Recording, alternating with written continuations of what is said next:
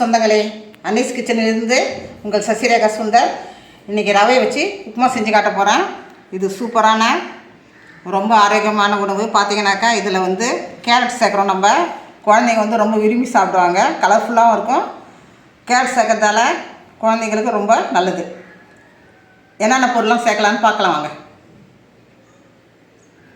ரவை 300 கிராம், தாளிக்கிறதுக்கு கடுகு, உளுத்தம் பருப்பு, கடலை பருப்பு, காஞ்ச மிளகாய், வெங்காயம், பச்சை மிளகாய், கொஞ்சமாக இஞ்சி, கருவேப்பிலை, முந்திரி பருப்பு. இது ஆப்ஷனல் தான், தேவைன்னா போட்டுக்கோங்க, இல்லை விட்டுருங்க. கேரட் குழந்தைங்க வீட்டில் இருக்கிறதால இந்த மாதிரி நம்ம சமைக்கிறதுல கொஞ்சம் கொஞ்சமாக கேரட் சேர்த்தோன்னா கண் பார்வைக்கு குழந்தைங்களுக்கு ரொம்ப நல்லது. இது எப்படி செய்யுதுன்னு பார்க்கலாம் வாங்க. அடுப்பத்தை வச்சாச்சு. அது மேலே நம்ம வானல் வச்சுட்டா வானல் நல்லா காஞ்சிடுது. அதில் பார்த்திங்கன்னா கொஞ்சமாக நம்ம எண்ணெயை ஊற்றி ரவையை வறுத்து எடுத்துக்க வேண்டியதுதான். எண்ணெய் காஞ்சிடுது. இப்போ நம்ம 300 கிராம் ரவை எடுத்து வச்சுருக்கோம். அதை நம்ம வறுத்து எடுத்துக்கலாம்.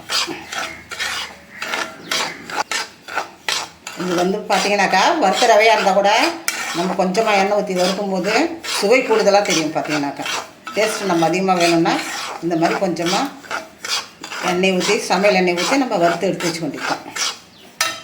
இப்போ நல்லா வறுபட்டு போச்சு, எடுத்துட வேண்டியதுதான். இப்போ கொஞ்சமாக நம்ம எண்ணெய் ஊற்றிக்குவோம். இது கூட பார்த்திங்கனாக்கா 1 ஸ்பூன் நெய் சேர்த்துக்குவோம். ஏன்னா குழந்தைங்க வீட்டில் இருக்க விட்டு நெய் பார்த்திங்கன்னா குட் கொலஸ்ட்ரால், டாக்டர்லாம் அப்படி தான் சொல்கிறாங்க, குட் கொலஸ்ட்ரால்னு சொல்லிட்டு. அதனால் நம்ம 1 ஸ்பூன் இது கூட பார்த்திங்கனாக்கா நெய் சேர்த்துக்குவோம்.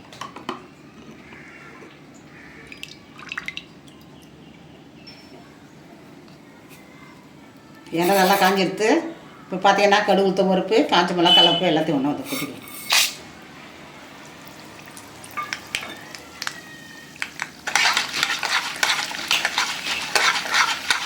இது நல்லா பொரியும் போதே பார்த்தீங்கன்னாக்கா நம்ம முந்திரி பருப்பு போட்டு வேண்டியதுதான்.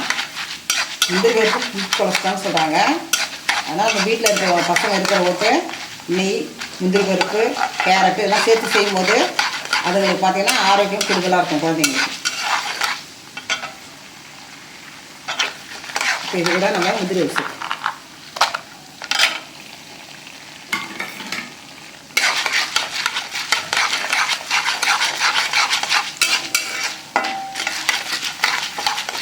எல்லாமே நல்லா கோடம் கோடம் வந்துடுத்து. கடலை பருப்பு, முந்திரி பருப்புலாம். இப்போ இந்த வெங்காயம், பச்சை மிளகா, இஞ்சி எல்லாத்தையும் சேர்த்துக்கணும்.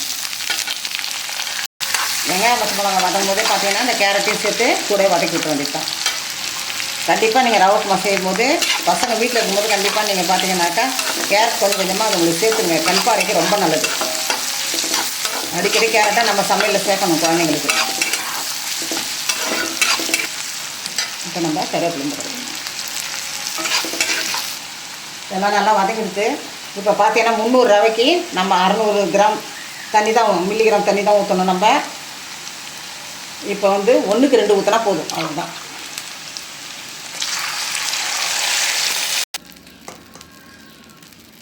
தேவையான அளவுக்கு உப்பு போட்டு நம்ம மூடி வச்சுக்குவோம். நல்லா கொதி வந்ததும் ரவை போடலாம். மூடி வச்சாச்சு. நல்லா கொதி வந்ததும் திறந்துட்டு நம்ம ரவை போட்டுக்கலாம். நல்லா கொதி வந்துட்டு கேஸை பார்த்திங்கனாக்கா ஸ்லோவாக வச்சுட்டு நம்ம இதை கொஞ்சம் கொஞ்சமாக போட்டு கிண்ட வேண்டியதுதான். எப்பயுமே பார்த்திங்கன்னா ரவை உப்புமாக்கு 1க்கு 2 தண்ணி வச்சா போதும். அப்போ தான் பொல பொலன்னு வரும்.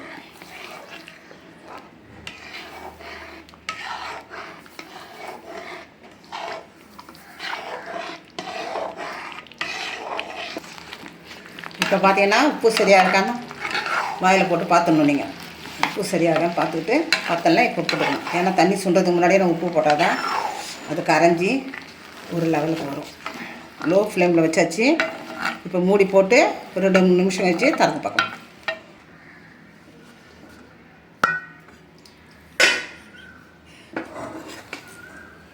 நல்லா ரவை நல்லா வெந்து உப்புமா சூப்பராக ரெடி ஆகிடுச்சு. இதே மாதிரி 1க்கு 2 தண்ணி வச்சு நீங்களும் செஞ்சு பாருங்கள். இந்த மாதிரி நல்லா அருமையாக வரும். இப்போ நம்ம கேஸ் ஆஃப் பண்ணுறோம். நம்ம அன்னீஸ் கிச்சனில் சூப்பராக ஒரு ரவை உப்புமா ரெடி ஆகிடுச்சு. அதுக்கு மேட்சாக பார்த்தீங்கன்னா பச்சை மிளகா, பொட்டுக்கடலாம் வச்சு ஒரு தேங்காய் சட்னி அரைச்சி வச்சுட்டேன். காம்பினேஷன் ரொம்ப அருமையாக இருக்கும். அதில் பார்த்தீங்கன்னா கேரட் இருக்குது, முந்திரி பருப்பு இருக்குது, நெய் இருக்குது, எல்லாமே இருக்குது இந்த உப்புமாவில். நீங்கள் வந்து இப்போ லீவு நாளாக இருக்க விட்டு குழந்தைங்களுக்கு இந்த மாதிரி ஆரோக்கியமாக செஞ்சு கொடுங்க. தினைக்கும் இட்லி தோசைனா கண்டிப்பாக அதுங்களுக்கு போர் அடிக்கும் குழந்தைங்களுக்கு. அதனால் நீங்கள் இந்த மாதிரி செஞ்சு பாருங்கள். ரொம்ப ரொம்ப டேஸ்ட்டாக இருக்கும். செஞ்சு பார்த்துட்டு எனக்கு கமெண்ட்ஸில் சொல்லுங்கள். லைக் பண்ணுங்கள், ஷேர் பண்ணுங்கள், கமெண்ட் பண்ணுங்கள். மறக்காமல் என்னுடைய அன்னஸ் கிச்சனுக்கு சப்ஸ்கிரைப் பண்ணுங்கள். தேங்க்யூ.